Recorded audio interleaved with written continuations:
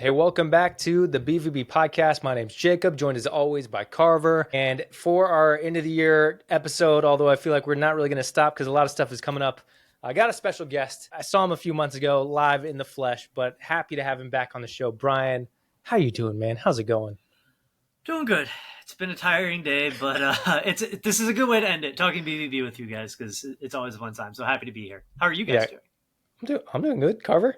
I'm in the exact same position as you, Brian. Long day. Happy to get into the show. Yeah, I'm happy to not think about today's workday. Talk about more Dortmund. So Yeah, today I might have ducked out of the office a little early today because I was just like, I want to decompress a little bit. And I went for a run. And I'm not going to talk too much. I always get random hobbies and I really get into thing. And I used to talk about Australian football way too much on this podcast, but I cut that out. I'm not going to talk about running. I'll just give a little plug that I did a run and it felt nice. Now we get to just chat Dortmund and everything going on. I know we just did like the last episode of the season, quote unquote, with the recap in the last match. And Brian, I know like you and Dortmund Dispatch just did your 100th episode, which is a nice like timer to hit towards the end of the season too. So congrats on that. thank you. But yeah, we're right back into it. Like before you know it, like the Dortmund guys were on vacation very shortly and they're already back in training, getting ready for the Club World Cup. Those matches are coming up really soon, which is exciting that they're in the States playing. I don't know how you feel about Club World Cup, but they're playing in a competition and it's exciting to see the guys, especially back in training. But yeah, we're getting right back to it. I do want to go back to final match day. Brian, as we're coming up, we're going to do our big end of year review. Shout out to everyone who got connected and filled out the survey that we put out on our socials and Discord. So we're going to get into all of that. But Brian, we saw the scenes from Banter with Brooklyn Brusen and on that final day. But how was your experience? How was that experience? We talk about New York and Banter a lot because, I mean, we love you. Got quite a few listeners from New York. I got to go experience it in person one time. Carver hasn't made it out yet. I'm not rubbing it in, Carver. I'm just stating Never even been facts. to He'll get out here. We'll make it happen. Like when you went to that Werder Bremen game too. But yeah, the scenes were awesome in New York, and Dortmund's got a pretty big connection with New York City. They do a lot of activations there. So what was the experience like there for you? And yeah, in that last day? I mean, last day vibes. I mean, we're great. I mean, obviously we won. Everyone was very much happy that the way we won the game, it didn't leave any like room for interpretation.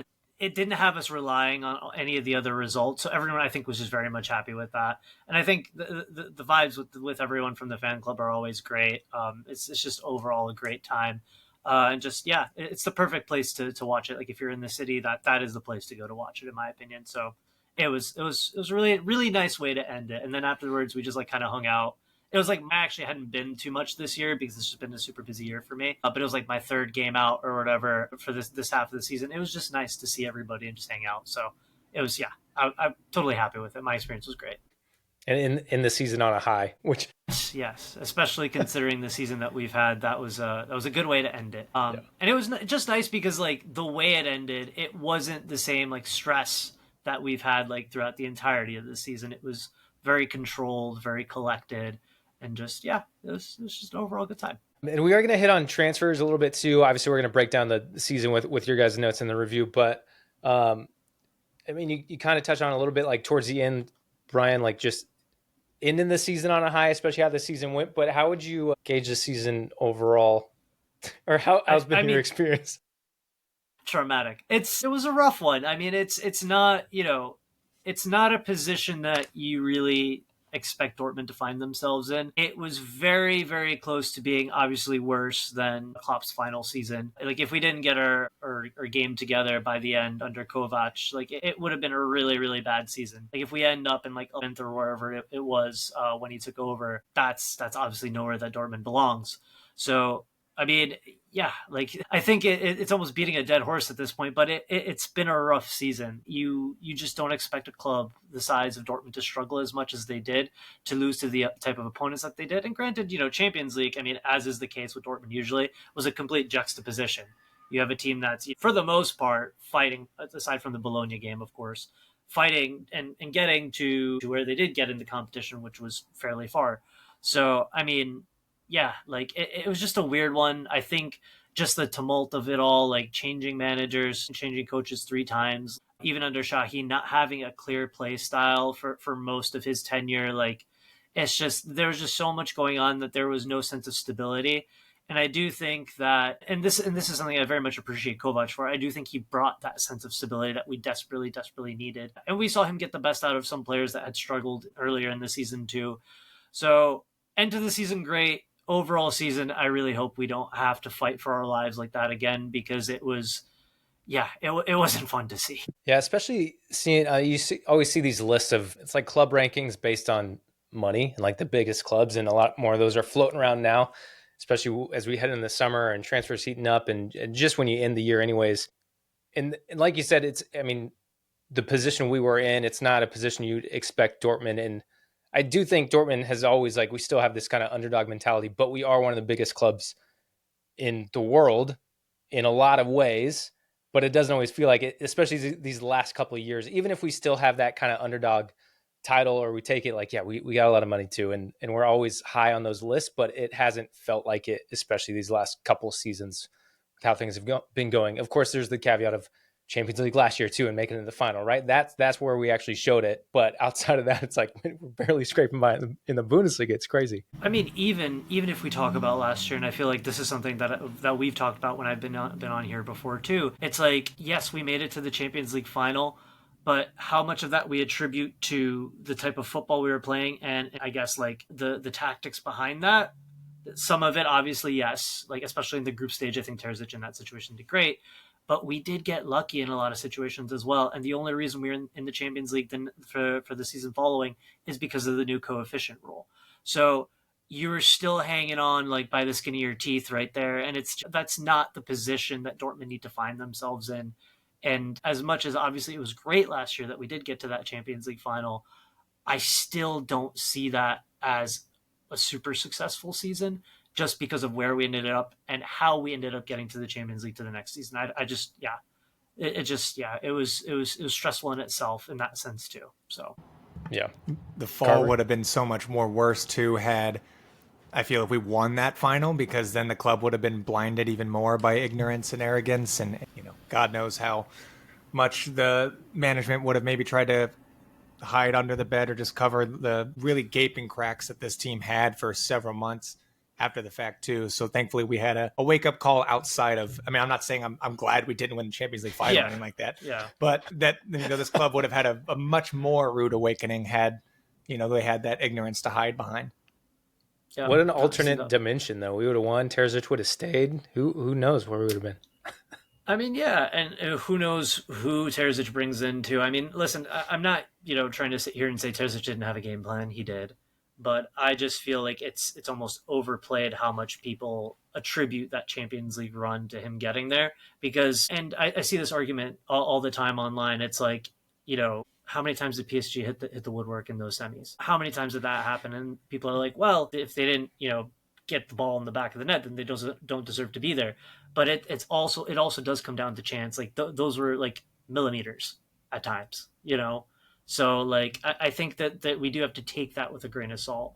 And I think people do need to look at that more objectively than say, like, oh, yeah, we were just great. Because we weren't. Because if we were great, we wouldn't have, like, barely made it by coefficient into the Champions League the next season. So, well, let's look ahead because we're in the Champions League again. Scraping by, getting there. We earned that fourth spot.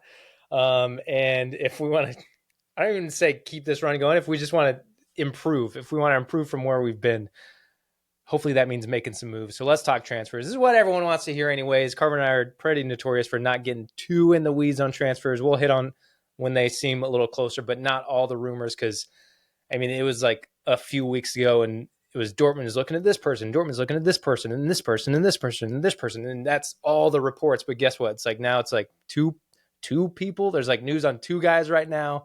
You have, of course, the scouting network is wide and you're always looking at people, but until it gets a little more solidified, either way, that's when we'll really talk about it. And the first one, I mean, got to hit on Ryan Cherokee. It seems like Dortmund's been chasing him for a while now. Had an opportunity to sign him last summer, potentially. And I know a lot of people in our Discord, a lot of listeners were really hoping this is a player we could get in. And it looks like he is on the way to Man City, unfortunately, for Dortmund fans. Yeah, I know we tried to get him again in the winter, and we ran into the same problems. And obviously, Manchester City don't have the financial barriers that we do. So it's it's pretty easy for them to step in this situation and swoop him up, So it's interesting because I don't know if you guys saw this, and I'm not sure what exactly the source is. It's L'Equipe. So Cherokee actually did an interview with L'Equipe, and let me just read this to you guys. He says, I found it really disappointing that they didn't want to let me go, they being Lyon, especially because I kept my word to Olympique Lyonnais, clearly that I would only move for a transfer fee. So him saying that kind of gives credence to like what a lot of people were saying all along is like, yeah, Dortmund did try and sign him, and they were definitely trying to get him and were willing to pay whatever fee it was. But it's clear that Texter and that whole debacle stopped that from being the case. And it's clear that the player himself was frustrated by that. So, there was a lot of talk about who was to blame for that when that was going on. And I think that does clarify a little bit that it is on Texter to a large degree, and it is a lot on Lyon. From barring him from moving, whatever the reasons behind that were, whether it be Dortmund taking too long to come to the negotiating table or whatever it was, it's clear that there was something behind that. So, and now he's come out and said that. So it's very interesting to see that. Now it is unfortunate, obviously, that it seems like he's going to go to Man City, and I don't know if we'll learn more about what Dortmund tried to do now, because obviously we have been linked with him, like you said, Jake, and it seems like we have been for a third time trying to get him to come to Dortmund. But I'd be curious to see what it was now. Like, was it Texter again? What was the blockade now? Well, I know too, just from the reports that I've read these past few weeks, it seems like Joe Bellingham has been the main priority. So once that comes through, then we could start to look elsewhere. As much as I would love to see the duo of Bellingham and Cherokee come to Dortmund in this summer, I mean, that I feel like that is a little, maybe not unrealistic, but it's extremely difficult just given the fees that have been, or the numbers that have been reported and tossed around so far. But as of today, this is from Patrick Berger and a few other sources have been talking about it too, that Joe Bellingham has agreed and given Dortmund his approval for the transfer. He's also informed Frankfurt of this. There's a 40 million fee confirmed. However, according to Berger, there is a handshake agreement where Job can leave for less. We're looking at, I think it's like 25 plus 5. Although there is conflicting reports. I have also seen Fabrizio Romano tweet that Sunderland are not entertaining a transfer fee less than 40. So there is some conflicting information there. I think either way, there is obviously concrete interest between both parties. Bellingham has explicitly expressed his interest to join Dortmund. Now it's just into the business side of things, and I think we'll learn, and in classic fashion for our show, I think we'll learn a lot more about how this deal is finalized after this episode is released. Yeah, I think with that one in particular, I mean, if you're going between Berger and Romano, I would, probably believe Berger a little bit more just because he's been a lot closer to the club for a longer time, like even before his Sky Sport days. He was always the best source. And I think that that's the more likely scenario. I don't see Dortmund paying 40 mil for him, unfortunately. If they didn't pay it for Cherokee, they're not paying it for Joe. Or Jude, too. Yeah, there you go. But I do want to kind of talk about that point you made there in terms of like you wanting to possibly see both if that was possible. I do find it very interesting that Dortmund in this case wasn't able to work on more than one deal at one time. Usually when we've seen Dortmund do business, especially during the Michael Zorc era or whatever, we saw multiple deals come through fairly quickly, one after the other. Like I remember the summer that we signed Hazard, Brandt, and Hummels again. Those came within the span of what, a week or two, if that? Yeah, I remember that too. So it's like, what has changed that you all of a sudden have to put all your energy into one deal? And I also find it interesting that it was Joe Bellingham that they really decided to focus on. And don't get me wrong, I do think he's a fantastic player. I do think he'll do well at Dortmund. He's not a player I'm going to get attached to personally as a fan because I know what's going on here. This is a stepping stone move. He will move on. And maybe I'll be proven wrong. But that's just my feeling. It's just going to be another Jude Bellingham type situation. Maybe we get hopefully 3 years and a good fee. I'd be happy with that. But it's interesting because for a position like that, I feel like there was a fair few options. Whereas with Cherokee, I mean, yes, there are other options still, but they had this player that they've wanted for such a long time. Why was the focus on a player where you do have players like a player like Victor Froholt, which I did write about actually for one of my last pieces for GGFN. I think he's a fantastic player. Obviously, coming from maybe a weaker league in where he plays, but still a very quality player that can fill that role of an 8.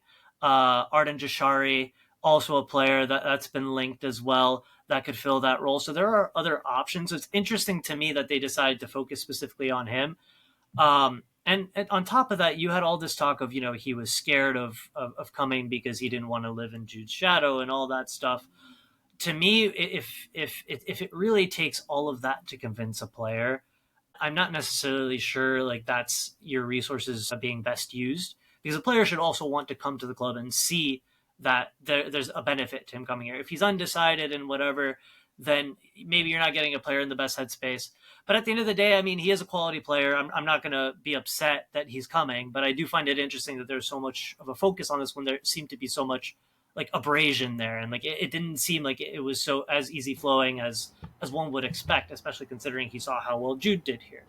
So, I mean, there are those concerns when I think about this. But I mean, at the end of the day, we are getting, like I said, a quality player. There's nothing to complain about in terms of that. But also, once again, it's just weird that like we put all our eggs in one basket and really focused on this before we even touched anything else. Yeah. Yeah, and there is a proven track record of tangible results of players having obviously massive benefit for coming to a club like Dortmund. And Job is a little bit more of established than Jude was. I mean, he was 16 and Job is now 19. He's had a few years in the championship. He's been a part of a team that's been promoted to the Premier League. So he's got a little bit more of that experience under his belt.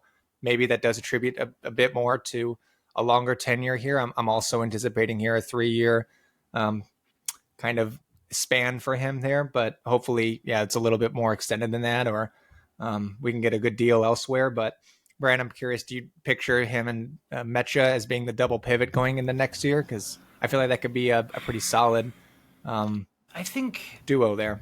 Yeah, I mean, that obviously could be one of the options. It could be also that him and Mecha rotate next to Gross. I mean, it also really depends on who else Dortmund signed, because if they're still able to because I think that Job on his own doesn't fix our midfield issues. I think there's still other, players. Obviously, it looks like we're looking for another 10. So getting another 10 in is very important. Yeah. I think getting in, a 6 to genuinely compete and hopefully in the long term replace Emre Can is also very important. And I mean, you just need a bunch of players, because Pascal Gross, he had a good, especially second half of the season, and he showed that he is a really quality player. I didn't really have doubts about that even before him joining, because he was great for Brighton as well. But he's also getting up there in age. You don't know if he's going to be able to play as many minutes. So you do need more than just Job. But I think that there's every chance that depending on how Kovac wants to set up, we could see Nemecha and Job next to each other, or very much more so them rotating for minutes, because there's going to be a lot of minutes with the Champions League and all that. Absolutely, yeah. If anybody's got the time or interest, I recommend checking out FB Ref, and you can compare Mecha and Job. They're pretty similar player profiles in terms of obviously their position, and you could see some differences here. Mecha has a bit more of a defensive number and then Job, but Job also has a little bit more of a goal and shot creation graph here too. So there are some similar qualities there, but also some differences I think that can complement each other as well. So I'm curious to see how we actually line up if this transfer does come through. Jacob, do you have any thoughts yourself? I'll just say I'll gladly eat my words, because I was really doubtful with Sunderland getting promoted that he would still want to come to Borussia Dortmund, and I'm not trying to write us off at all. But I think for an English player, that you helped promote that club. He played such a big role in that club the entire championship season. Now you have a chance to play with them in the Premier League. I can see that English perspective in wanting to do that. At the same time, you come to Dortmund and you can play Champions League. So, or you can stick with Sunderland and maybe be a struggling Premier League team is the trade-off. And like, I can see both sides, and I'm glad. And obviously there was the interest with Frankfurt too. And there were reports that he was there visiting and chatting with them and everything. But I'm glad that it looks like he is coming to Dortmund. So if that happens, I'll gladly eat my words. Like I said, I was not trying to belittle Dortmund in any way. I could just see why he might want to stay in the Premier League. But I also think there's a benefit. Like you said, you can't fall in love with him. We know he might not be here long. And I think the fact that he is so young is almost helps us in this case, because he knows he can then still go on to the Premier League in a few years and at still such a young age. Or I don't know what his plans are. If it's also to go to Real Madrid, who really knows? Like, I know he doesn't want to, or Barcelona. I know he doesn't want to make it a Bellingham derby. Yeah, you could do that too, but there's a lot of options and opportunity ahead of him still coming to Dortmund right now. Glad he's on his way. Don't want to say here because it's not done yet, but like you said, quality player with a lot of potential and a lot more to grow. And yeah, I'm glad that we can be part of. I don't want to even say I don't want to make it sound like we're glad we're just a stepping stone. That's stupid, but I'll take him while we can have him, I guess. Yeah. The way I guess I'd take it is I'm just glad we're getting a player that can help us with our goals for the amount of time that he will do so. And then, like I said, hopefully he gets us a nice fat fee. And then that goes into another player that hopefully at that point stays for a longer period of time. Yeah. There's definitely some mutual benefits there for sure. I mean, he's going to be a big help for a midfield, a completely close to absent midfield for quite some time now on this Dortmund side. If you guys didn't have any other thoughts, I was going to start the survey results here. Do you guys have anything else? Nope. Okay, cool. Well, first of all, thank you again to everyone who participated in this. This will be not too long. I just wanted to go through some of the results. I found it really interesting as we progressed into just actually yesterday, whenever the survey closed, to get some of these results here. But the first one here, just very generic, based on results, performances, and your expectations. How would you rate Borussia Dortmund's 2024-25 season overall? And I had 32% of the participants saying they had a 6 out of 10. And then with a close second, which is they rated as a 7 with 26%. And it's kind of across the board outside of that, between 6 and 7. That's the majority where people fell. But then outside of that, there's some people that put 8s. There's some people that put 4s. And there's a few people that put 5s. So really spread out across the board here. And I understand the opinions really across there. But did you guys have a thought here, 1 through 10, that what you were thinking here? Me personally, probably a 5. I can understand 6 because of the Champions League qualification, but it kind of boils down to what we had just said.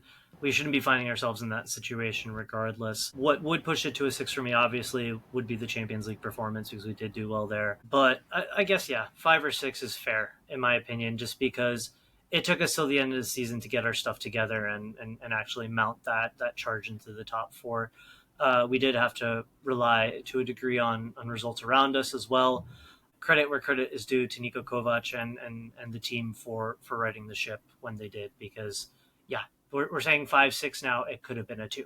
Thank God for those other results. Yeah, we cannot emphasize that enough. Leipzig dropping off. I mean, almost virtually every team above us dropping points for like Stuttgart. 3 or 4 weeks in a row. Oh, yeah, Stuttgart for sure. Yeah. Freiburg, I know, picked up a lot of form at the end too, but to be able to leapfrog them for a little bit too with the win. Was it late April, if I'm not wrong? That was huge too. Jacob, what'd you have out of 10? Yeah, 6. I think you do get that little bump. Like, it was so close to a failure, and you get that little bump because we snuck in. Mm-hmm. Even if we had some help, we had to cheat off some people's exams. But yeah, 6 is kind of spot on. The people who did an 8, people who got an 8, like, you're crazy. Or a like, 9? I mean, I understand. You're just living on recency biased. Like, I can't get with that.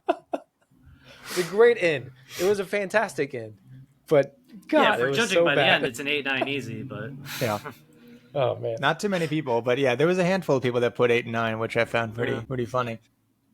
Those are people who just started watching Bundesliga halfway through the season. And like, I'm gonna pick a random team that's really low, and just kind of see how things go. Like, yeah, hey, these guys are fun. It's not stressful at all. Look at them just jumping up the table.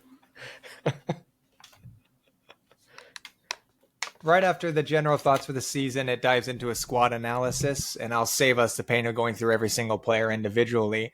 So I went ahead and I described the top 3 rated players according to the listeners here out of the squad, and I have them here in order, but I didn't know if you guys wanted to try to guess those top 3 that were rated. Jake, do you want to go? Well, do you want me to go first, or do you want to go first? You can go first. I think I have 2 out of my 3 locked in right now. I'm gonna say top is Schlotterbeck. I think that is.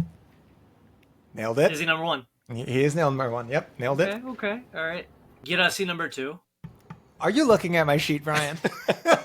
I'm cheating, obviously. Robert, you said you weren't sending the info to us. Did you send it to Brian? Because I have it. He's like, wow. I don't know if number 3 will be. It's a little bit more out of left field. But so we do a star and dud of the week on our show, and number 3 is my star of the season, and that's Julian Rierson. So it is. There you go. Look at that. Wow. Set them up, knock them down. That's all right. You got the top 3. I do have 2 honorable mentions. Jacob, do you want to take a stab at the 2 honorable mentions? The honorable mentions? Well, let's hear your 1 through 3 are tied too. for each other. I'm curious. Who would you put 1 through 3? Are you asking me? Sorry. Both. I mean, both of you. I'm assuming it's your guys' I'll show. run through mine real quick. I had Girassi number 1, just because I think the goals give him that bump. Beck, easy number 2. This is maybe this is an honorable mention. Kobel, I'll put it in there, just because I think he kind of came back, and it wasn't all season, but at the same time, like the whole team was bad most of the season. But I do think Kobel found a bit of a resurgence when we needed him a lot towards the end. So maybe I'm recency biased, but I put Kobel in there as a dark horse shout. And also, I almost don't think of Ryerson just because, like, I always know, like, I love him so much. This is going to sound stupid and doesn't even make sense. I love him so much, I don't think of him, but, like, I don't know. I just know he's going to be solid all the time. Yeah. Well, Kobel was, I had him tied for that 4th spot. I didn't break down all the exact numbers, but he's basically tied with another player here. But you guys got the top 3, and you got the honorable mention. Do you want to take a stab at that last, another kind of player that's out of left field? Gross, maybe? I don't know. He missed some time, so I don't know. You would think. But it's Adeyemi. This is according to... All right. I don't know if that's out of left field, though. I think he did really have, like... I think this was the first season, at least in my opinion, where we did see, like, some more consistency from him. Yes. So when we did our episode on our pod as well, we talked about, like, most improved player as well, and he was my choice for that, because I do think when it comes to his decision making and his overall contribution to the team, I think he was the most improved, and I do think that he did have an overall solid season. He did obviously get injured for a period of time, and that took him out. But especially under Kovac, when he was playing in that front 2 with Bayer when Girassi was out, he was fabulous. Yeah. That was the Adeyemi that, I've wanted to see for, like, the longest time. And in that position with both Bayer and him, I mean, both of them are very much used to playing in that front 2. Adeyemi from his Salzburg days, and obviously Bayer from his days at Hoffenheim playing next to Kramaric. But yeah, like, it was, I think that he very much deserves that and deserves his flowers for that, because he basically came from a player that a lot of people were like, yeah, let's get rid of him because Napoli wants to pay 50 mil, to now being like, you know what? Like, yeah, he's shown his worth and he should really be staying. And yeah, you just got to give him credit for that. He really just, like, dug in and had a big impact on that second half of the season for us. No, it's a really fair point. I mean, he doubled his goal contributions from last year too, which is something that shouldn't be understated here. So I totally get that shout as well. And then just going back to Kobel, Jacob, too, I mean, it's tough. It'd probably be Kobel or Ryerson for that 3rd spot. And yes, you could argue there's been a little bit of regression when it comes to Kobel. I think he had an error as opposed to last season in the Bundesliga, if I'm not wrong. And those have still kind of been there. He's minimized them. And it wasn't his best season at Dortmund by any stretch as a whole, particularly with the ball at his feet. But I think it's primarily a system issue. It was fairly common for Dortmund players to stay stagnant or lateral in their build-up across the board. And Kobel is still 88th percentile in post-shot expected goals per shot on target. So that's expected goals based on how likely the goalkeeper is to save that shot. So more difficult to stop, more likely to score. Kobel is in that 88th percentile. So he's still a monster of a shot stopper. He's still the leader of the back line. And of course, there's a lot of improvement here when it comes to the buildup, and I think he was really close in touches too, but I think that's going to continue to improve once we have a little bit more stability around him in that back line. And I think we're seeing that a bit more as well. So, and then on the flip side of that, I had the top 3 worst rated players according to the listeners. If you guys want to take a stab at those 3. Jake, you go first with this one. The third place kind of is tied, almost identical numbers actually with another player. So third place is 2 players. Go on. Oh man. Oh no. Well, okay. I gotta ask, does Mullen count? And I'm not even saying no. Okay. I'm not saying he was the worst necessarily, but when we were talking about Adeyemi, I wanted to jump in and ask, like, Adeyemi stepping up, especially in that second half, like, I didn't think about him in that top 3 rating because he did miss a lot of time, but he was, as you said, way more consistent. He hit everything. But what I was thinking was we didn't miss Mullen at all with him going out. I know a lot of people just wanted him gone anyways, but he still got goals when we needed them. And I think that was a big thing because at the same time, I didn't feel like we really brought in anyone else. And so for Adeyemi to step up and to not even, like, skip a beat with being down a winger was really important. So not Mullen. Man, I think just the hate in me wants to say Emre Can, but him playing center back, like I don't think you can actually rate him badly, like too Correct. badly. He's not on there. He's not on there. There was a bit of a shift with Emre Can in terms of people's perceptions. I mean, personally for me, like I would still like to see him seek pastures new, but that's just me. Brant, no. Is this based on objective or official? This is just, again, from what the listeners here submitted. Brant, this is on Sula, y'all. This is just mine, and I'm no just throwing Sula, them out. No Brant, no Chan. Oh my God, I have no idea. Over 3. Who's left? Who's even Strike left? 3 and you're out, Jacob. Brian? Whatever. Jacob, you should have guessed one of them. Everyone was so good. I don't know what you're talking about. What'd you say, Brian? Jake got one of them? He did not get any of them. Oh, okay. Worst players.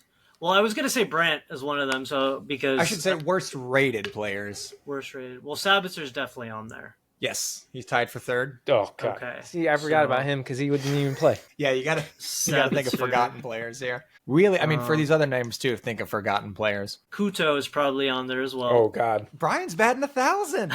Well, because he's number one. He's number one. He has the roster in front of him. I just know that Kuto has received a lot of hate, and one of our hosts, Pedro, he's a big fan of him. And I personally, I like Kuto as well for what he is. And I do think that because it was his first season, I do think people over exaggerate how bad he was. Like, you're coming into a team that's already unstable, going to 3 different like. Yeah, I had my fair share of negativity against him. I'll take that. But it's fair. It's a fair assessment. He hasn't been good, so I understand why people chose him. But I do think that there's a part of that where you can kind of look and say, well, there's a lot of factors as to why a lot of players weren't good for like 2/3 of the season, and then lo and behold, we got a competent coach to come in, and hey, everything's kind of clicking. So okay, so we have Sabitzer, we have Kuto. So Kuto's number 1 or 2? Kuto's 1. Sabitzer's tied for number 3. Okay, so they're second and then tied for 3rd. Yeah. I guess so. 4. 2. I mean, I'm not gonna say Oschan because Oschan is got it. Really? Yeah. Okay, he's saying I'm not gonna say him, but he wasn't here. Like, he wasn't even here. What are you judging that on? That's why I asked about Mahler. I didn't rate him. Okay. Well, all right. I was a little worried JG Gittens was going to be in there. Once I pulled up the roster, I was like, oh no, people just hate him now. I mean, you guys were missing Gio Reyna for this number 2. I was thinking him too. Yeah, that makes sense. That makes sense. So I've given Reyna share a fair share of flack. That's what I'm trying to say. Yeah. So we'll just say, before we go on here, the top-rated player was Nico Schlotterbeck, according to listeners, and then the top worst-rated player was Jan Couto. And then player of the season, which kind of different from, I guess, a little bit from the highest rated, was Girassi, which 52% of the votes, and then Schlotterbeck in second with 25% of the votes. I just wanted to kind of go over that one real quick since we already kind of touched on something very similar. Next, we have most improved. And I have, number 1 voted here, and then second place got 14% of the votes. So it's a bit of a drop-off between first and second, but didn't know if you guys had any guesses for that. I'm going to go with the guess that I said earlier, Karim Adeyemi. I think he is 100% one of the most improved players. That's a good shout. Yeah. Incorrect, but a good incorrect, quote unquote. It's not really. You're wrong. He wasn't the most improved. Yeah. He wasn't even that good. I hold all the cards here. Jacob, any shouts? My guess is Mecha. He was the honorable mention here. 14% I think we hated him so much last year. He got 14% of the votes, but with 24%, Benzabaini for most improved. Yeah, so okay. It's a good shout. That is also a very good shout. I think Adeyemi is also a really good shout. I think I can't remember. I want to say I put Benzabaini, but Adeyemi was my number 2. And then Mecha might have been my number 3 here.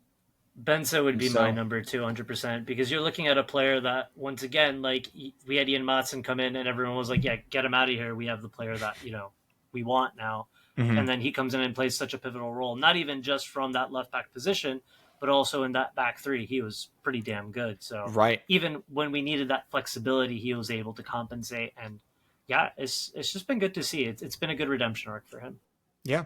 And he's finally getting on the end of some of these goals, too. I know, Absolutely. Jacob, you were mentioning, like, in his last year at Gladbach, he had 7 goals in all comps, 6 of them in the Bundesliga, and then he went on to have 0 goals and 0 assists in his first season, which is, I mean, What were his numbers shocking now? as a defender, but you're expecting him to get on the end of a lot of these crosses. And then come this season now, he had 3 goals and 7 assists. So 10 goal contributions as a left back and center back That's awesome. in 44 games. That's almost 25% for goal contributions, which is pretty impressive. And I mean, that's just in terms of goal contributions. Defensively, I think he saved us a lot too. 100%. Yeah. And just for him to slot into that Schlotterbeck role, huge shoes to fill, and he's done that with flying colors. He had so many huge like goal saving tackles, especially towards the end of the season when we were making this run. He was so big. And the thing I hit on so much last year when we weren't rating him was the previous year when he was at Gladbach. You hit on like the goals he had throughout the season, but whatever the time period, whatever the match week it was that Dortmund played Gladbach, I remember them saying like he had already had 5 goals that at that match point, and that was higher than our leading goal scorer at the time. I was like, and he's a left back. I was like, this, and then we weren't getting that, and I was like, yeah, why? Come on, man. Another player I definitely want to put in this category, and this is probably going to be an unpopular shout. I think Niklas Süle had a really, really good end to the season. Yep. And maybe obviously that doesn't encompass the entire season because he did start a fair few games at the beginning, and it wasn't as great as we would have hoped, and then he got injured. But I do think when Nico Schlotterbeck went down to injury, I think a lot of people thought that's it. That's the end of the season. We're done. But a lot of players did step up, and I think Süle was one of them. And I think, once again, that came down to the fact that, we had a sense of stability under Kovac. Obviously, he's worked under Kovac before as well, so we kind of knew what to expect. But when he got his chance, I think he was really great. Kind of like what we said with Benzabaini, he was able to fill the role he was given in that back three and really excel. There were some very important tackles he made throughout the entirety of it, be it in Champions League or in the Bundesliga. I remember the game against Gladbach. He completely shut down Alisson Plea and had some really strong tackles. Basically put his body on the line at times to stop the opposition from coming into the box. And I think that deserves its flowers as well, because I do know he's also another player that gets a lot of flack. But yeah, I just think he had a very solid end to the season. And I think if he's able to build on that, then we can possibly see a little bit of the player that we expected when he signed finally. So here's to him. I hope he can. I mean, we're on year 3 now, and I feel like I've seen the same, I don't want to call them reports, but just like quotes over the years of Süle is now, he's feeling more motivated this year, and under a new coach, he's ready. And under Şahin, he's feeling more physically fit and he's ready. And then under Kovac, it was the same thing, but with the familiarity of a former coach. You could just go on, really any app that you have to track Dortmund, and you look at his match ratings actually, and you see that just on the eye test, clear as day, like you were mentioning, Brian. He had the big error against Bochum, or I think it was right at the beginning of this calendar year, if I'm not wrong, towards like February, and he was benched a lot. And then he played 10 minutes here, 10 minutes there, and then just from April on, all matches above a 7.0 rating, close to 90 minutes, starting almost every game. You could argue that's just needing bodies in the back three, but either way, him, Anton, and Schlotterbeck, him, Anton, and Benzabaini, all three have stepped up into their roles. So yeah, we needed bodies. They also did a really good job of asserting themselves in these new roles and these new system. And at the end of the day, pulled us to where we needed to be too. So I don't think that's a bad shout either. Hopefully he can build on that. Yeah. Yeah, and I think with the first half of the season, I want to stress again, I think we really have to take everything with a grain of salt, because we had a coach who was switching stuff up left and right in the middle of games. We can take the Stuttgart game as an example. We're starting off in that back three, and then he switches to a back four and things sort of stabilize. Then he switches back to that back three when it still wasn't worked out. Like, it clearly wasn't the type of way that we should have been playing in that specific moment in the season.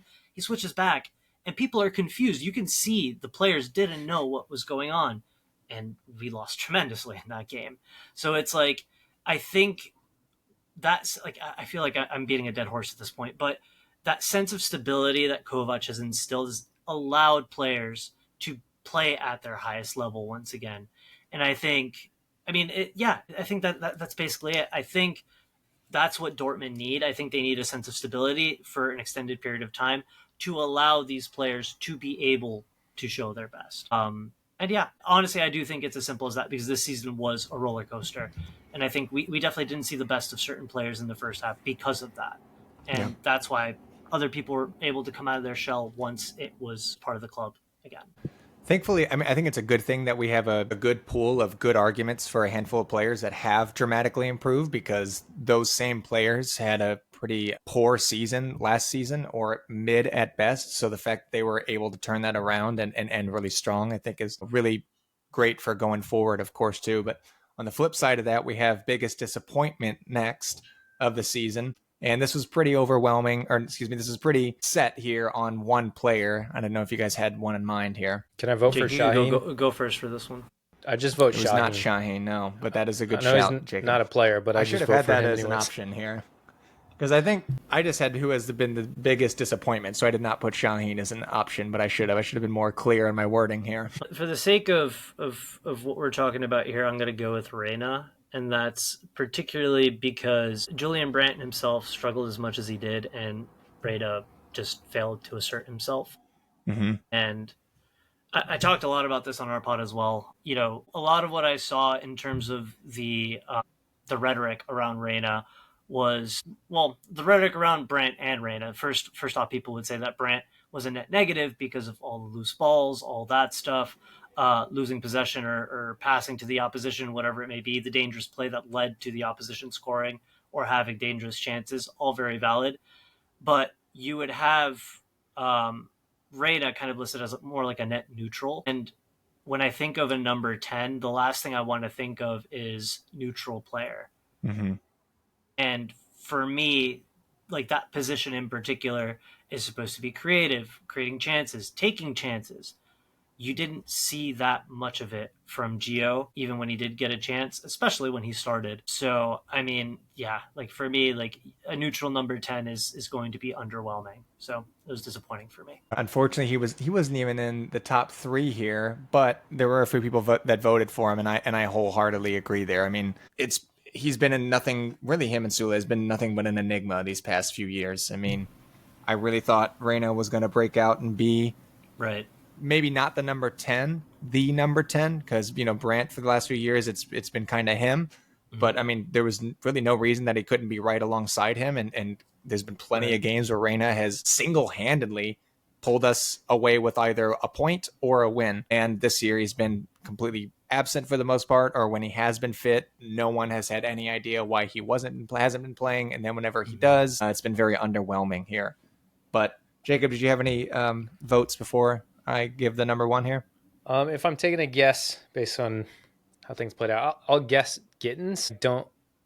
Biggest disappointment, really? I'd say over the span of this season, people might have been disappointed with how it went, with him starting so hot and then just kind of falling off what felt like completely. Other than that, I don't know, put Sabitzer in there as a guess, but yeah, Reyna was a good shout though. So we have number 1, Julian Brandt, 37% of the votes, and then number 2 and 3 almost identical with 18.5 and then 19%, Couto and Sabitzer for biggest disappointment. So those 3. But Julian Brandt, congratulations, biggest disappointment of the year. A few more here for individual before we wrap up here the survey. Now we have most underappreciated. So the player that obviously deserves a little bit more praise, but maybe we're not mentioning all the time. Hint, hint, Jacob. Rierson. Mother effing Rierson. I had to give it to Jacob there, Brian, because you've been killing That's it all so far. So I had to give him that layup. I was going to say Gross, actually, personally. I needed the hint, too. Gross was number 2, Brian. Yeah. So Rierson had 23% of the votes, and Gross had 19. So not too far off. And that is a very solid shout for sure. Yeah, I mean, as much as we've mentioned before that the midfield has been very absent, very average, or at best inconsistent, Gross, I think, has been a very consistent player. Sure, he's had some stinkers, but the entire team has had stinkers pretty much 90% of this season until very recently. Yeah. And Gross, 10 assists, I think, in the league alone, if I'm not wrong? Yeah. He's been a staple when it comes to goal contributions. Oh, assists in all comps, 10 in the Bundesliga. Yep. Just outside of goal contributions, I think he's brought a lot of calmness to our play, but also the smart and simple passing. Ozcan has had that at times a while back at Dortmund, but I can't really think of any other players at the moment this season that has delivered on any sort of comparable level on a consistent basis in that midfield. So big shout out to Gross there for sure. Okay, then we have signing of the season. Pretty clear cut and dry here from the votes. I know what people are going to say, and that's probably going to be Girassi. But Yep. mine is different. My shout is Daniel Svensson. Svensson. Yep. I've been a big fan of his since he's joined. I think it had the same effect that that Matson had last season. You know, I especially with a club like Dortmund, I don't take having two competent fullbacks for granted anymore. Yeah. So it's just really nice to see a player. To me, he's like a mini Rierson. Mm-hmm. He's very tenacious, energized, always running, but he also has the creativity to do a little bit of what we saw from Matson as well that season. He was able to play in midfield as well and invert and all of that stuff. So you have a very versatile player there that is also fairly technically good, I would say. I believe it was, I don't remember what game this was that I'm thinking of right now, but he had one really, really nice looping assist. I think it was for Brandt that he basically just got the ball in and pinged it right into the net. So, I mean, he's just been a fantastic player. And when we talk about value, obviously with the 5 million euros that he cost, we got a player that's capable of playing the Champions League and very much fulfilling, hopefully, that left back role for the foreseeable future and an extended future for that matter. Sorry for the siren in the background. I thought that was a person at first and my heart dropped. I was like, what the hell was that? No, that's just the ambience of New York City. Yeah, to me, like, yes, Girassi is the easy answer, but for me, I have to say Svensson because I think he's the type of player that Dortmund really needs to be looking into long term. Young, but also not super young. He's closer to his prime than not. So you could possibly see him staying for an extended period of time. Very versatile and ready to fight, honestly, for the club. So it's just overall, yeah, I'm just super happy with him. Yeah, just to emphasize that last point, and Jacob and I have talked about it a handful of times too, he recognizes the value of him playing here as well. I mean, he's stated a few times after matches that he enjoys playing football here every single day. He's getting along great with the teammates. The teammates are getting along great with him. They trust him. And why not? I mean, outside of the defensive efforts that you've mentioned before, I think his passing has been very sublime Fantastic. too. I mean, I don't want to understate any sort of that. I mean, anything like that. I think he's very competent on the ball. He's found passing lanes and options between the lines a lot too. So outside of the goal contributions too, I mean, we have a hell of a player on our hands for very, very little money and a player that seems very committed to the club as well, which is very exciting. But yeah, Girassi is 71% of the votes. Pretty clear cut and dry there, but Svensson at number 2. Jacob, do you have any thoughts on either of those? Yeah, I mean, you got to give it to Girassi because he's the one who gets the goals, so they get all the credit. And you can't argue with what he's done either for Dortmund. Like, Absolutely. one of our best scoring seasons by like an individual in quite some time. Like, was it last year, Malen, or maybe Fulkrug, or maybe they were tied on like 13 I think goals. Malen was the top scorer last season with 13.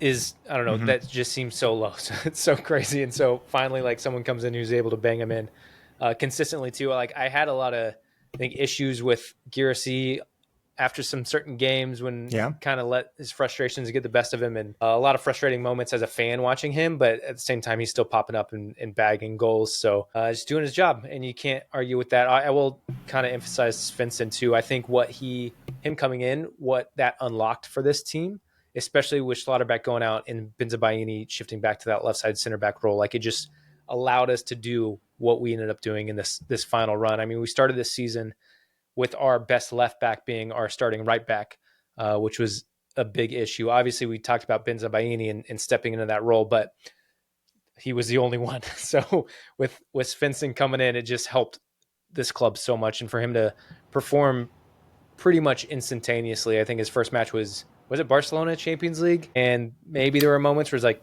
a little out of your depth. I could be wrong on that. I think that might have been his second game. He came on at the end. Am I correct in saying that? Or I'm not sure. I'll look it up as you finish that thought. Yeah. I'm not saying that it was a bad showing at all. It was just like, okay, getting his feet under him, and then he was just kind of able to hit the ground running shortly after that. So yeah, huge shot for him. I think maybe a little dark horse, and we already hit him for underappreciated, but you could throw Gross in there because I do think even early in the season when things were pretty horrible, like, I think he was kind of consistent, just kind of ticking along in the midfield when things weren't going our way. But I thought he was even consistent during that time too. So a little shout for for Gross, even though we already gave him his plaudits too. But looks like Svensson, his debut was a few minutes against Stuttgart in February, but then just a few days after that, it was in the Champions League against Sporting Lisbon, where he did start, was played almost 90 minutes. Yep. But Sporting, not Barcelona. Just to prevent myself from glossing over Girassi, Jacob, thank you for touching on him. I mean, we do have to give the man his praise there with a career high of 34 goals this season in a season that Dortmund, we said it a million times, have been clearly struggling, and he has remained consistent. I mean, he scored in every single game Dortmund had for the last month until, what was it? I think it was April 12th, and that was the 2-2 draw against Bayern. But since then, he scored in every single game. In a handful of them, he scored multiple goals. I mean, the hat trick against Barcelona too. So in big moments towards the end too, he's been coming up and asserting himself. And yeah, there's been some antics here and there, and we've definitely touched on those a handful of times too. But for the most part, consistently, he's been banging in goals, which at the end of the day, that's exactly what you need to win a game. And he's been someone that's, I mean, really been spearheading this team to getting those goals all season long. So signing of the season goes to Girassi with a close, great shout out to Svensson for sure. And then, so that was a squad analysis. We got some accolades there. Shout out to all the players, good and bad. And then just moving forward here, how satisfied are you moving forward with Niko Kovac? And we had 60% of listeners score a 5 out of 5 for satisfaction. So, I mean, the vast majority of listeners scored a 5 out of 5, which I thought was pretty cool. And at the beginning, whenever he first came on, I think a lot of us were thinking, get into the summer and then we'll see what we can do. But I think he's earned himself a job given how we finished in both competitions, really. But do you guys have any quick thoughts for that? Yeah, I mean, it's kind of like what you said. The job he did was a very impressive one. I mean, once again, Dortmund should not be fourth. I think the floor is third, personally, for this team. And even then, it should obviously be, competing this club should be competing every single year for the title, in my opinion. And the Pokal and every other trophy that they're involved in. But once again, when you look at where Şahin left us to where we are now and that charge up the table, it would be unfair to not give him the chance to see what he can do next season. And things may change next season, whatever. We don't know that. But as of right now, he's shown that he can really get these guys motivated, and tactically he's been able to really play people in some of their best position. We've seen their best football. I mean, once again, we can talk about all the players that have improved. A lot of that improvement came under Kovac and not Şahin. So at the end of the day, it also comes back to what I was saying earlier: stability. If you keep ripping up the project every 6 months or every year, you're not going to get anywhere. So I think right now, moving forward with Kovac is the best thing that we can do. It seems like the players are very much happy with him and respect him and respond to him in a positive way, and he's able to get them motivated. And I think all that's very important. I also think that when it comes to identity in terms of our football, this is the closest that the club has been to having an actual identity. Yeah. Since I don't know when. Yeah. So but I would argue before Terzic too. Yeah, 100%. Because I don't think we had much of an identity under Edin Terzic, and maybe that's controversial, but I'm sorry, that's just the reality that I see. I agree. And yeah, I think we're the closest we've ever been. Well, not ever, but for a very long time to having that identity. And I think ripping that up now would be ill-advised. Yeah, and Jacob, not to cut you off, I just wanted to bounce up a little forward here, and I had a question at the end asking, like, what do you want to see from the club next season? And of course, you see a lot of title runs, deep Champions League runs, Pokal runs, but a handful of these other answers in here just emphasize what you were saying, Brian, of what people want to see from this team: stability, warrior spirit, no nepotistic hires, challenging against every game, more youth development. So, I mean, these are things that Kovac has, I mean, maybe not so much the youth development, but he also hasn't had a full preseason yet either and had a good squad analysis himself. So I think that could be something that we could see more of going forward too. I mean, we were not promised, but we heard those words from Şahin, and then that never really came into fruition. Terzic even really has bottled a few younger players too. Hopefully Kovac can turn things around like that. But a lot of these answers do revolve around the identity that Kovac has brought. I mean, continuing with the back three and supporting, more smaller changes here. So a lot of these things touch on what you were saying here, Brian, which is great here from the listeners. Jacob, do you have any thoughts? I said in the last episode after we secured Champions League, where I believe he had a bonus payment for making if he made the top four. And all I had to say then and now is Pay the man his money. Keep him here. Pay him his money. Yeah. And on what you were saying, like looking like what fans want to see looking ahead, it feels like Dortmund's definitely lost its or gone wayward, whatever. Like things have just been kind of off these last few years. Obviously, we see that on the pitch. But yeah, it's like if we can get back to what I think we think Dortmund is, that maybe that's really existential to try to get into, but we can just get back to that and the reasons we love this club, and there's a lot of them. I think that's what we've been missing, and it's been a little harder to watch. And I do remember thinking like some of these last few matches, obviously we were winning, so that helps, but it just felt like the football was exciting. Like it was exciting to watch again because the guys were actually doing stuff like, and it felt like you knew what they were doing. It was easier to follow because you know what the plan is. It was just way more exciting to watch. Before it's just like, I mean, I hope they don't ruin my day. Yeah, and I think with that specifically, like we definitely do have to be aware of like our perception of the club and what it stands for, because obviously in different time frames, you know, it's been different things. I mean, for myself personally, someone who started watching during the Klopp era, the heavy metal football, the, you know, strong attacking displays, the ferocity of the play, then even under Thomas Tuchel, where it wasn't exactly, you know, gegenpressing, but it was still fast paced. It was still exciting to watch. That's what I think of when I think of Dortmund. I think of exciting football. And maybe it isn't 100% that under Kovac, but it's getting there. I think it's the most exciting it's been for a very, very long time. Once again, we're getting back to some semblance of identity. And while obviously I do think it's important for us to, you know, still have that attacking brand of football, that's my ideal. I do kind of take a step back and think about, well, it's better to just have that stability and identity, and to see that bring some sort of fruit, or bear some sort of fruit, I should say. Because that's, I don't want to keep harping on Terzic. That was one of my main complaints. And I guess that's kind of like what sold the whole Shaheen thing to me, because I was promised that attacking football again. But then when you think back, hindsight's 2020, and yeah, maybe Terzic wasn't perfect, but you had some sense of stability there. Like obviously defensively we were a little bit better, and it kind of did get us somewhere to a degree. So obviously I'm very happy with Kovac now to have a little bit of the two, both identity and clear tactics, but also that stability, and sort of I can see that this is something that can be built on. So once again, that's why I have to emphasize that ripping up a project again is just, I don't know, for me, it just wouldn't make any sense. Yeah. If we're talking about, I guess, more so like what I would expect for next season, because I did want to touch on a little bit of that as well. I think it's fairly clear to me that we do need to see some sort of silverware. I think a Pokal is overdue. I think that is a competition that 100% we should have a lock on next season. With the quality that we have in the squad and whoever we bring in this summer, I think that should be a lock, and that should be something that we should really, really try to win. The floor, once again, is top three, a deep run in the Champions League. I don't expect, some sort of massive title charge next season, because I still feel like, we're still going to be in recovery mode from this season a bit. I expect heavy improvement, and definitely, a strong charge for some sort of silverware. Shout out to another answer here. Someone said a strong start to the first half of the season. And if you think about that for a minute, these past few years, myself at least personally, when November comes around, late November, early December, I'm like, good Lord, where are we at in the table? We're losing consistently against some horrific sides. But we're a rooker in the team for sure. Ourselves out of the position that we're in the spring by some miracle. Mm-hmm.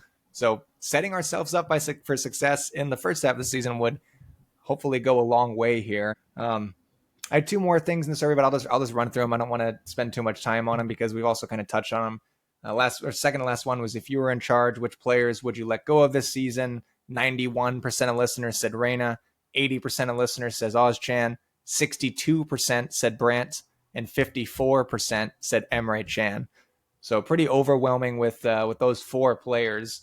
I did find Can a little harsh for the reasons that you mentioned, Jacob. I guess it just depends too, if we're going to be getting more investment as a number 6 or center. I say number 6, but hopefully we never see Can play as a 6 again. So probably need another number 6, and then also another center back as well, depending on where other people end up here. And then on the flip side of that, what positions would you want to invest in this summer? And we had 80% of listeners say number 10, 64% of listeners say number 6. 60% of listeners say a center back, and then 55% saying in number 8. So you're looking at the spine of the team. There's clear needs to be some investment there. There's, some of our wingers are a little bit more raw from the likes of Duranville. I know Gittens had a very up and down season. We thought it was going to be a breakout year. In a way, I guess it was when you look at just the numbers alone, but obviously dropped off a lot in the second half. And Duranville still got a lot of growing to go, even 3 years later, and if him being at Dortmund. But outside of that, I'm seeing just from the eye test, I completely agree that the spine of this team needs, I don't know if I want to say rebuild, but outside of striker, there needs to be a lot of attention and investment for sure. Yeah, I mean, midfield for sure for me is where most of the work needs to go. I mean, we've talked about it tonight, right? It was very stagnant for Dortmund a lot of the season. Pascal Gross, obviously, that we already mentioned, was quite good, all things considered. He is getting up there in the years. You can't rely on him to have another season with that sort of productivity.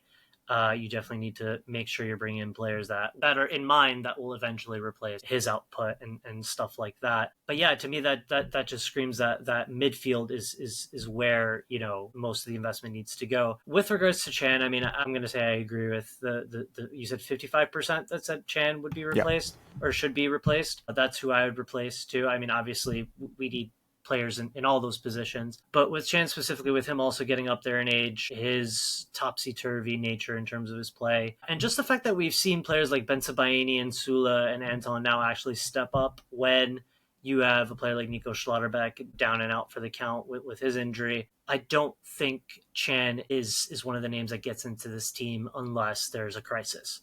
So keeping him there with his high wages and all that, I don't think is a smart move if you can move him on. I think I read a report today that, him, Sula, Sabitzer, all these players aren't necessarily looking to move. So, I mean, that makes it a little bit harder. Yeah, it makes sense. To do. So, but if you can, I think Chan is an important player to move on, because even if you're getting another number 10 in, you're getting rid of Reyna, you do still need the depth. You can still technically keep Brandt for that last year or whatever, and then he leaves on a free. It really depends on, I guess, how much you're able to get for him. But I think he's once again another player that does want to stay. So, and either way, I mean, yes, he did have a rough season, but he does have the goal and assist numbers there. I think he was still over 10 goal contributions for the entire season. So it's not like he wasn't productive. He's just lackadaisical when it comes to a lot of his off the ball play and his decision making. I mean, that's been a Brandt problem since he signed for Dortmund. So not knocking the criticism, obviously very much a player that should fairly be criticized. But I do think that when you're talking about players in terms of salary and everything, I think Chan is one that I would get rid of just because of the overall package of what moving him on would bring. Yeah, weirdly enough, when you look at Brent's numbers this year, 5 goals in the Bundesliga, very underwhelming and should be doing better. But weirdly enough, a career high for assists in all comps. Yeah. More than any other. Now I'm the one making noises next to a highway. Sorry about that. 15 assists and 6 goals in all comps, so 21. So those are good numbers in total. Yeah. Surprising, because when you look at the eye test, Brandt, I think had easily, well, I was going to say easily his worst year, but he's had some stinkers when he first came here too. But it just, I guess it depends where the investment comes outside of him. Cherokee looks more and more unrealistic. We're going to have to look for another number 10. Clearly, Reyna is not going to be that answer either. But Jacob, do you have any thoughts? Nothing really to add. Kind of agree with all of it. Some of these guys, you kind of want them out. But again, if they don't want to go, then that's a little tough because, I mean, they're making a lot of money. But I understand Chan moving, especially the wages thing. But if he's just kind of center back depth, that's also something we need. I hope we bring in at least another center back. But if he's kind of too. There to be to be depth, if we can't move him on, he's, I think, the least of my concerns at this point. The Reyna thing, it hurts because I just wanted him to do so much more. But at this point, I'm like, you got to just free up space, get in someone who's going to be productive and actually do something. It hurts because I wanted him to be awesome for an American standpoint, but it's not going to happen. So got to move him on. He could still be awesome somewhere else. I mean, many players. He will. I bet. So. Yeah, depending on where he goes, obviously, but.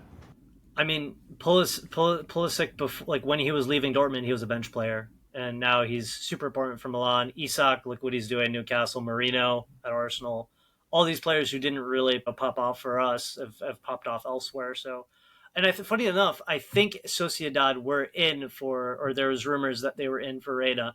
So that would be just such an interesting situation there. That would be the third player that has gone there from Dortmund, and just imagine if he just resurrects his career there, you know? Yeah. The Spanish or Italian league, I could see Reina really thriving in either of those. So it would make sense here. And that's the end of the survey. Really appreciate everyone. Again, as always, we had the most numbers for participants this year. So I really appreciate everyone taking the time to go through it and give us some numbers to go through. It's always fun to see what people are thinking here. Brian and Jacob, thank you both for the analysis and your takes as well. It's always fun to hear your guys' thoughts too. The only other thought I had just for the night, I wanted to mention that the women's team, BBB Frauen, beat Schalke in the Westfalia Pokal, and they're now qualified for the DFB Pokal for the women next year. So now you can catch them in the Regional Liga West, third division, as well as the official DFB Pokal as well. So they're going to be in a great competition, and as they continue to climb the ranks. So make sure to look out for them next year. But I just wanted to give them another shout for being Schalke twice in two different competitions this year. We love seeing the Smurfs in the mud. Real quick before we wrap, I know we've been going a while. We've touched on Club World Cup is on the way here soon. First match is June 17th in New York City. Then two matches, 1st and 25th in Cincinnati. Brian, I'll let you talk on that a little bit, and just what you've got going on, Dortmund Dispatch, your Club World Cup plans. Yeah. What's in the world of Brian coming up? Well, yeah. So, I mean, with Dortmund Dispatch, we'll definitely be watching the games. I'm personally going to the game myself. So, with the fan clubs, that's going to be a fun experience. The one in New York against Fluminense. So that's going to be a fun one. So, yeah, I mean, that's going to be a good experience. My feelings about the Club World Cup are a bit mixed. I mean, obviously, it's great to see them play in a competitive competition, but you're talking about players that already have a super long season, playing more games, getting less rest. Yeah, it's a catch-22, you know. So I think it'll be a fun time though. For the fans, I think it'll be a fun time, and I'm excited to go regardless. But yeah, we'll definitely be chatting on Dortmund Dispatch for sure. One of our hosts, Joey, is also covering TSD, so look out for that content on our Instagram. And we also have another project called the Bundesliga Exchange, where we're kind of diversifying, moving past just a little bit of like the Dortmund talk and talking more about just like Bundesliga related transfers and moves clubs are making.